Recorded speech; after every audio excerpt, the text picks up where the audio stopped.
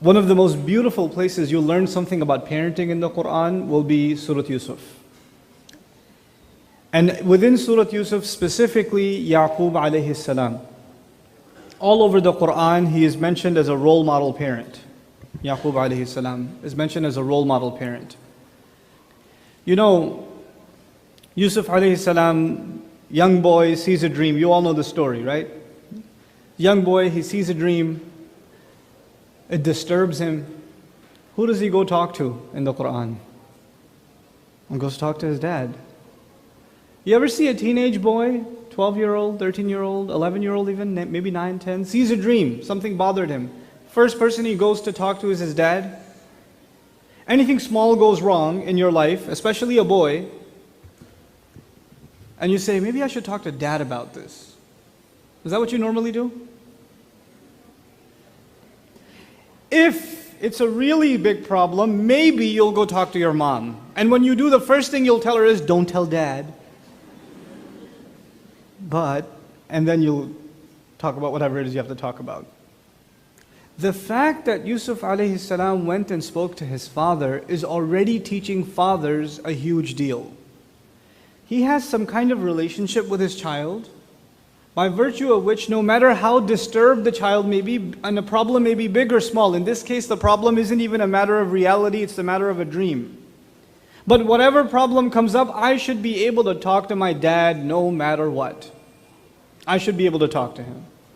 My daughter, my eldest, when she was in preschool, she goes to preschool, she comes home one day, and she's like 3.5, 4 years old.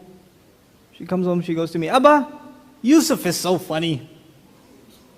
There's some kid named Yusuf in the class. I was like, who's Yusuf? Tell me everything you know. Who's Yusuf? And my wife saw it from a corner of her eye. And she goes, Naman, can I talk to you for a second? And I came over and said, what is it? She goes, you stay quiet. And she took her, and then my wife talked to me later. She said, listen, you don't think your child can see that you're getting upset? I was like, yeah, I'm sure she could. If she sees that you're getting upset, next time, when it comes to telling you anything about what happens in class, will she open her mouth or keep it shut? She'll keep it shut. She won't say anything. She's going to hide things from you. And it'll be your fault.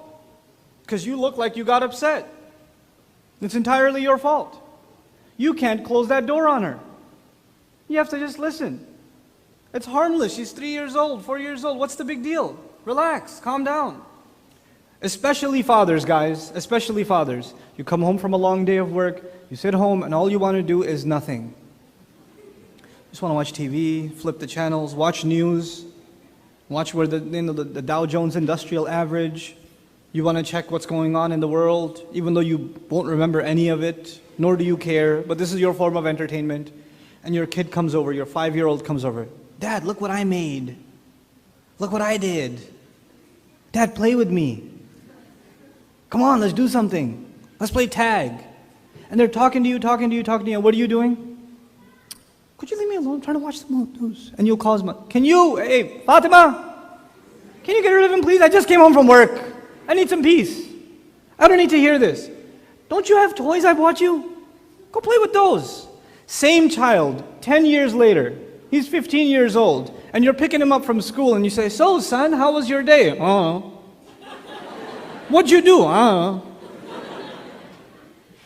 Did you talk to any friends? Maybe. Where are you going to go later? Somewhere. What are you going to do? I don't know. They won't talk to you. And then you come tell the imam, my kid doesn't talk to me. Yeah, you didn't talk to him. You didn't talk to him all this time. You didn't have time. You didn't create a relationship first. How is it going to just come out of nowhere? It doesn't. And those are the ages, by the way, 10, 11, 12, 13. Those are the critical ages. At those ages, before then, children are most obsessed with making their parents proud. Doesn't even matter what religion you're from. This is just pure child psychology. Young children just want to make their parents proud. They want to show their parents what they've done. The biggest source of influence to them is their parents. There's some serious trouble headed your way. I bring up Surah Yusuf because at a young age, he's already showing respect and open communication. That's critical for both parent and child. How many of us are having dinner every night with our children? And when you do sit and have dinner, how many of us are actually talking to our kids? Actually talking to our kids. You know, in the age of cell phones and texting and all this other stuff and cognitive dissonance, you can't even carry a real conversation with another human being, let alone your children. But we have to become good listeners, especially the fathers. Especially the fathers. The moms, naturally, Allah has given them certain gifts. Like parenting comes more naturally to a mother. Allah has given her that gift. He just makes her nurturing, soft, caring, concerned, just naturally. Fathers have to work on it. You're sitting at home, your child falls down. Who gets up immediately? Who does that? The father? The father's sitting there, pick yourself up, child. Dust it off. Nothing. That's nothing. Don't worry about it. Just a little bit of blood. The mom will go crazy. It's natural to her. I'm telling the fathers here, if we want our children to be raised in Islam, the first thing we need to be is their best friend. And that takes work. It takes serious work. Parents here, fathers here, you guys have to get in shape. I'm serious, you have to get in shape.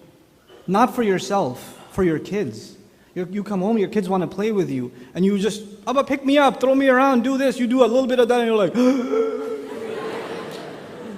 Abba's got to lie down, hold on. You know, that's not how you raise kids. You know, taking our kids hiking, playing sports with them, taking them to the backyard. Even if they're playing video games, play video games with them. Play with them. You know, play the Wii with them. Bowl with them. I don't care. Just do stuff with your kids. It's a critical part of opening barriers. So they can talk to you about anything. Because I'm telling you, when they reach a certain age, the need to talk to someone will always be there. You would rather that person be you, not some non-Muslim friend who will give non-Muslim kinds of advice. Last comment I'll make with you. Yaqub alayhi salam's sons messed up pretty bad. They didn't just mess up his car, right? They didn't just break the kitchen sink. They didn't do some minor damage. They left their brother in the woods. That's pretty big. These guys come into the house before Yaqub alayhi salam, showing him a fake blooded shirt. What does he do? You know what I was expecting? If you don't know the story and you get to that point, you're like, oh, this is going to be bad. These guys are going to get it. What comes next? فَصَبْرٌ جَمِيلٌ. I'm just going to find beauty in patience. When I read that as a father, I could not understand it. He knows they're lying. He says, I'm going to have sabr. Why? The question is, why did Qur'an tell us that? It's a really important question. Because he's a really, really, really intelligent father. We learned that from the beginning of the surah. He knows his kids very, very well. They haven't even planned against Yusuf yet, but he said, watch out, they might plan against you. Did he call it? He called it like a play. He called it because he knows his kids. So he also knows there are times when yelling at your children will make things worse. And the only thing you can do is patience. This is one of those times. Yelling at them will not do any good. The only thing left is patience. Sabrun jameel. There's an age your children reach where all you can do is have sabr and make lots and lots and lots of dua. And then somebody will come up to me at the end of the speech and say, brother, I've been doing sabr. It's been like 3 days I've been doing sabr. Nothing has changed. You can't put a timer on your sabr, guys. Yaqub alayhi salam has sabr. Does it pay off eventually? Do those kids eventually come around by Allah's grace? They do, right? Does it happen the next week? 6 months from then? A year from then? 2 years from then? 10 years from then? It happens a while later, right? Just trust Allah and have sabr at a certain point. These are some basic teachings of Allah's book. These aren't just stories.